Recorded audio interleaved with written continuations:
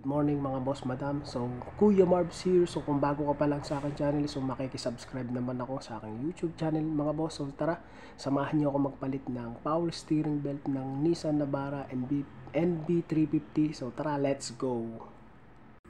Ang gagamitin nating mga tools dito mga boss ay number 12 na socket, 12mm, tapos isang long extension, tapos isang deep socket na 12. Mag-ready din tayo mga boss dito ng number 14 na box wrench, tapos open wrench.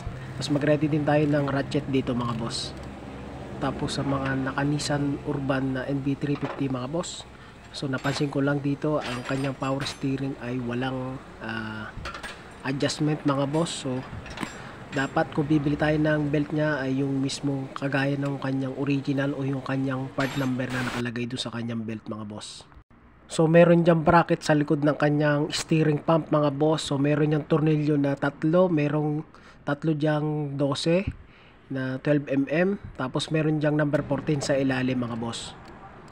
Tapos meron pa yung number 12 mga boss, 12mm sa taas ng kanyang power steering pump mga boss. So kalasin niyo yung mga boss, baka makalimutan niyo kalasin niyo at hindi yan matatanggal.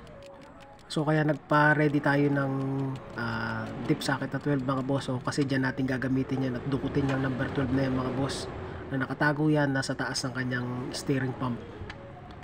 So kapag natanggal natin yung kanyang 12 doon sa taas mga boss, so pwede na natin kalasin yung number 12 dyan na yung kinakalas ko dyan sa kanyang bracket mga boss. So tatlo yan mga boss kung makikita nyo. Kaya kung magpapapalit kayo ng power steering mga boss, so dapat sakto-sakto yan at yung tama yung kanyang part number. Kasi kapag mali yung nabili nyo, hindi natin may kakabit yan mga boss kasi walang adjustment yan. So, kaya mas maganda talaga mga boss na kapag bibili kayo ay yung tama yung kanyang part number at original mga boss. So para pagkabit ay okay na okay at walang problema.